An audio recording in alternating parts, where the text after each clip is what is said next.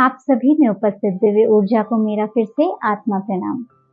आज के इस वीडियो में मैं रेकी के कुछ और मिसकंसेप्शंस के बारे में बात करने वाली हूँ जो नॉन रेकी प्रैक्टिशनर्स को और न्यूली रेकी प्रैक्टिशनर्स को जनरली हो जाते हैं, जिस वजह से वो अपनी एनर्जी साइंस की जर्नी में या तो रुक जाते हैं या फिर अटक भटक जाते हैं और किसी और हीलिंग मोडालिटी की तरफ भागने लग जाते हैं।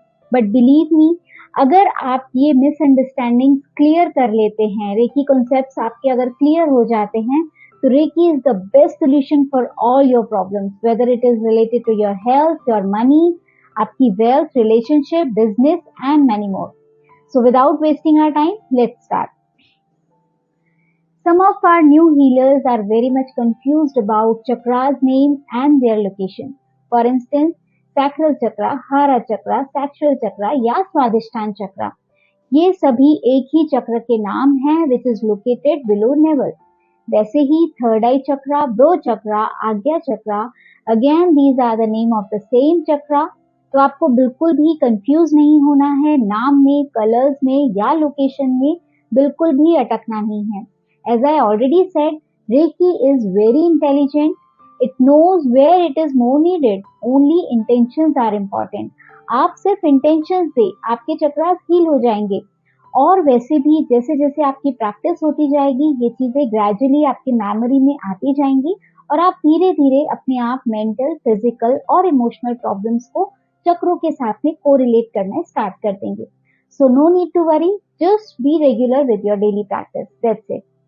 देन है कुछ लोगों का मानना है कि एक रेकी हीलर लोगों की हीलिंग के लिए खुद की एनर्जी यूज करता है और जब वो हीलिंग करते हैं तो उनकी एनर्जी धीरे धीरे ड्रेन हो जाती है। तो उनका ऐसा मानना बिल्कुल भी सही नहीं है। एक्चुअली ये बहुत से हीलर्स की गलत फहमी होती है कि हीलर जो भी करता है वो खुद करता है। अगर आप इस बात को अपने मन में, अपने माइंड में बैठा लें that you are just a mediator between universe and client, then you will understand this concept that you are not giving your energy. You are taking that energy from the universe and sending it to the client. इस energy का जो source है वो है God है, ईश्वर है, creator है या यूं कहें यूनिवर्स खुद है। आप इस एनर्जी को जो भी नाम दें, एक बार अगर आप इस एनर्जी से अट्यून हो जाते हैं तो आप एक एनर्जी के चैनल बन जाते हैं। इसे एक एग्जाम्पल के थ्रू समझाती हूँ। जैसे एक बहुत बड़ी पानी की टंकी है और उस पानी को बकेट में भेजना है, तो इसमें जो पानी की टंकी है दैट इज यूनिवर्स और जो बकेट है वो आपका क्लाइंट है। अब इसमें आपका रोल क्या है? आप एक एनर्जी हीलर हैं। आप कौन हैं? आप उसमें एक लगा हुआ वो टैप है जिसके थ्रू वो पानी होके बकेट में जाता है। आप टैप ओपन करेंगे तो वाटर सप्लाई होगी, अगर आप टैप बंद कर देंगे तो वाटर सप्लाई रुक जाएगी। You are just a tap, just a mediator between that पानी की टंकी एंड बकेट। बस इतना सा समझ लें। और अगर आप ये मान जाते हैं तो इससे आपको एक और बेनिफिट होगा। आप में कभी भी अहंकार नहीं आएगा that you are doing all the things. Just remind that you are just a mediator. You are not doing anything. Only universe has chosen you to be a tap. तो हमें ये नहीं समझना चाहिए कि हम कुछ करते हैं। हम कुछ भी नहीं करते हैं।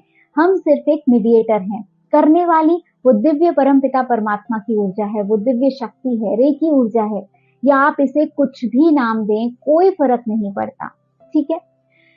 नेक्स्ट है, बहुत से लोगों का ये भी मानना है कि रेकी एक रिलीजन स्पेसिफिक साइंस है। ये एक रिलीजियस प्रैक्टिस है जिसे हर कोई नहीं कर सकता या कोई स्पेसिफिक धर्म के लोग ही इसे कर सकते हैं। तो ऐसा मानना बिल्कुल भी सही नहीं होगा। This is again a wrong conception. Reiki किसी भी धर्म से रिलेटेड नहीं है। ये एक स्पिरिचुअल प्रैक्टिस है, ये एक आध्यात्मिक प्रक्रिया है जो कि हमारे बिलीफ सिस्टम से कनेक्ट होती है। ये सिर्फ एनर्जी साइंस है, कभी ना खत्म होने वाली एनर्जी का साइंस है।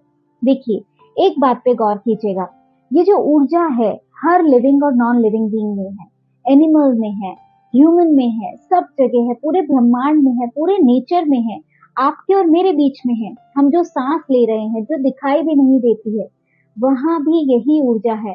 तो एक बार सोचिए, अगर ये ऊर्जा सब जगह है तो इसे कैसे पता कि उसे कहाँ फ्लो होना है और कहाँ नहीं, है ना? जैसे सूर्य है, वो अपनी ऊर्जा हम सबको इक्वली देता है। उसके लिए किसी भी तरह का कोई भेदभाव नहीं है। सेम वैसे ही यूनिवर्सल एनर्जी किसी धर्म या जाति को नहीं जानती, वो सिर्फ एनर्जी से डील करती है, वो सिर्फ नेगेटिव एनर्जी और पॉजिटिव एनर्जी जानती है। उसे कोई फर्क नहीं पड़ता कि आप किस रिलीजन के हैं, किस धर्म के हैं। देखिए, यूनिवर्स में जो एनर्जी है, जो एलिमेंट है, वही एनर्जी हम सबकी बॉडी में फ्लो होती है, वही एलिमेंट्स हमारे साथ भी जुड़े हैं।